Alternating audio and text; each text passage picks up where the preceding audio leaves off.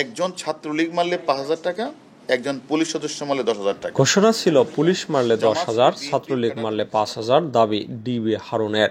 যৌদল নেতা নূরে আলম সিদ্দিকী পিটন লন্ডন থেকে নির্দেশনা পান, পুলিশ মারলে 10,000 এবং ছাত্রলীগ মারলে 5,000 টাকা দেওয়া হবে। এই ঘোষণার পর মাঠে দায়িত্ব পালন করতে দেওয়া হয় নূরে আলম সিদ্দিকীর দুলাভাই মোহাম্মদ আব্দুল আজিজ ওরফে সুলতানকে। সুলতানকে গ্রেপ্তারের পর এমন তথ্য পেয়েছে ঢাকা মহানগর গোয়েন্দা পুলিশের সাইবার অ্যান্ড স্পেশাল ক্রাইম বিভাগ।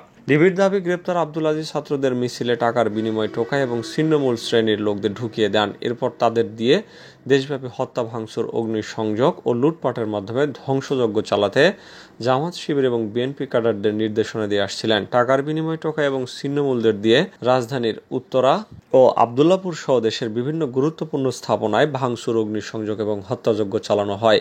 বৃহস্পতিবার মিন্টু রোডের ডিবি কার্যালয়ে আয়োজিত সংবাদ সম্মেলনে এই সব তথ্য জানান অতিরিক্ত পুলিশ কমিশনার মোহাম্মদ হারুনুর রশিদ।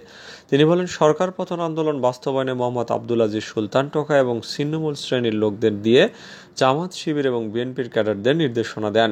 নির্দেশনা, একজন ছাত্রলীগ নেতাকর্মী মারলে 5,000 টাকা এবং একজন পুলিশ সদস্য মারলে 10,000 টাকা দেওয়া হবে বলে উল্লেখ করেন তিনি। ডিবি প্রধান আরও বলেন, এরই ধারাবাহিকতায় গ্রেপ্তার আসামির প্রত্যক্ষ নির্দেশনায় বিএনপি এবং জামাতের নেতাকর্মীরা টাকার বিনিময়ে টোকা এবং ছিন্নমূলদের দিয়ে তাণ্ডব চালান। তারা রাজধানীর উত্তর এবং আবদুল্লাপুর সহ দেশের বিভিন্ন গুরুত্বপূর্ণ স্থাপনায় ভাঙচুর এবং অগ্নিসংযোগ করেন এবং নারকীয় হত্যাযজ্ঞ চালান। সম্মানিত দেশবাসী, হাতের হোটেলের মালিক খ্যাত ডিবি প্রধান হারুনের এই মন্তব্যের সাথে আপনারা কি একমত কিনা তা অবশ্যই কমেন্টে জানাবেন।